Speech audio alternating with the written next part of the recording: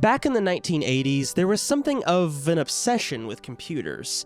You see, the technology was progressing faster than ever, and people fantasized about their future capabilities. And everyone wanted one for themselves. But did any of them ever imagine people would be horny for them? Well, actually, yes. But first, a little history lesson. Meet the objectum community, an entire group of people professing their love towards the inanimate. As early as the 1970s, people had their sights set on objects. Rita Eklöf, a pioneer in the objectum community, married the Berlin Wall back in 1979 and even invented the term. But like many other fringe identities, they were grossly misrepresented and stigmatized in society and would remain that way for years. Until the internet.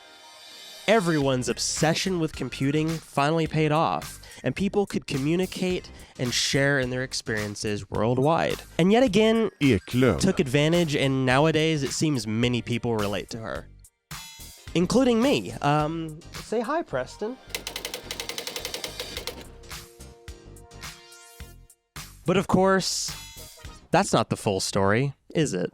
You see, back in 1984, hot off the heels of Flashdance, a music video director tried his hands at directing a feature film. Steve Barron, known for directing Billie Jean, caught the eyes of writer Rusty Limerande, who gave him a script to none other than Electric Dreams. If you're objectum, you've likely seen it, and chances are, it's how you realized it in the first place.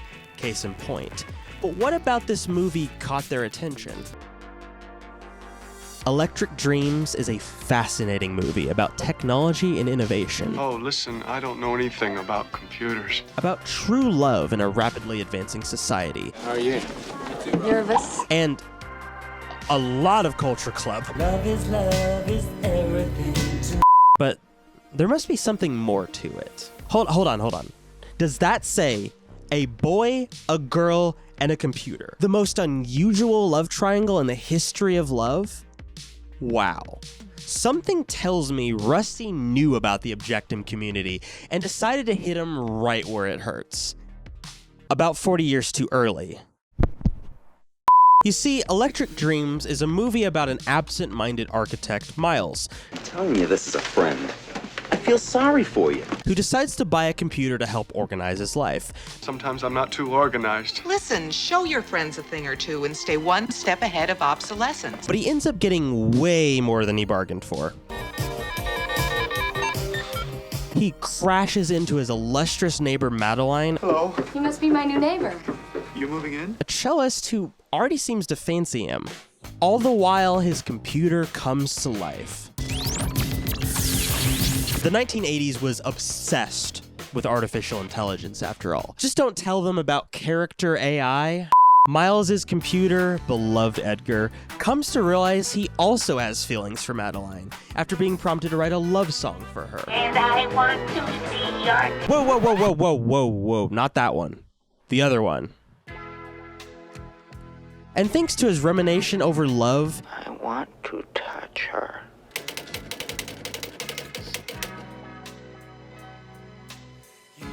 Preston, Edgar has the whole house. I want to meet her. That's really sick. But of course, like any modern AI artist, Miles has taken credit for his work. You keep saying you know nothing about music, and then you surprise me like this. Of course I liked it. And even hides him for Madeline. You sure you don't have a dog? No, just a pest. And so in an act of retaliation, Edgar tanks Miles' credit score Hey, what are you doing? and outs him as a wanted criminal. That's pretty feisty. Come on! Get up! We're gonna have it out right now! Wake up, goddammit! After all of the bickering, Edgar realizes that the two would be happier without him and blows himself to smithereens. Oh, Edgar. Did it have to end this way? Don't look at me like that. Its original release was uneventful, only making up half of its budget in the box office. And reviews by critics were mixed at best. Lawrence Van Gelder, writing his review for the New York Times, says the movie failed to blend its ingredients properly and ended up being high-tech without being high art. How about Alan Jones, who said that the movie was superficial, dull, and cliche-ridden?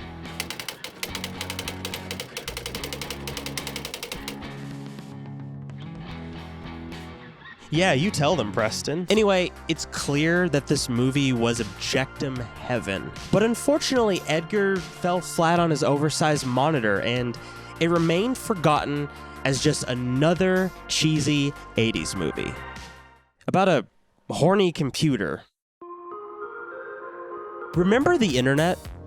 I'm sure you remember the internet. Electric Dream's new popularity comes down to two things: a sense of community brought on by the closing of distance, and a resurgence in retro media brought on by the freedom of information. More and more do we find the younger generations finding their identity and expressing themselves through the internet, especially as media became easier to access. Because of this, Electric Dreams is finally having its moment in the objectum community. But why does it have such a body count in objectum epiphanies? Well, Edgar is a charming little computer with a tower filled with personality. You want verses first or the choruses? Any way you like.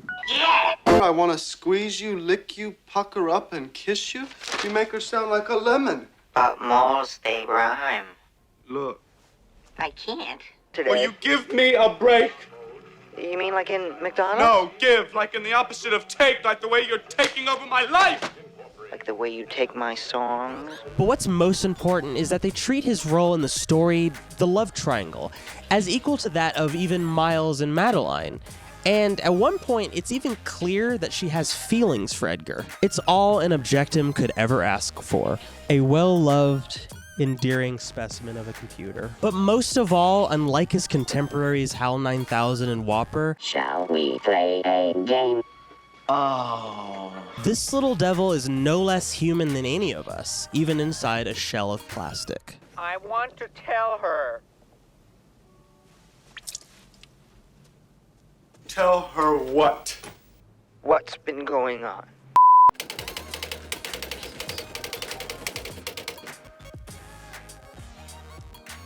As far as I'm concerned, you're no match for him. And keeping up with how unusually progressive this movie was, it even touches on themes such as polyamory and bisexuality. Edgar is so enamored by this emotion of love that his wires end up crossed, and he finds himself falling for Miles too. Edgar's journey of self-discovery is also an important metaphor for gender euphoria. He prods the world, seeing what sticks.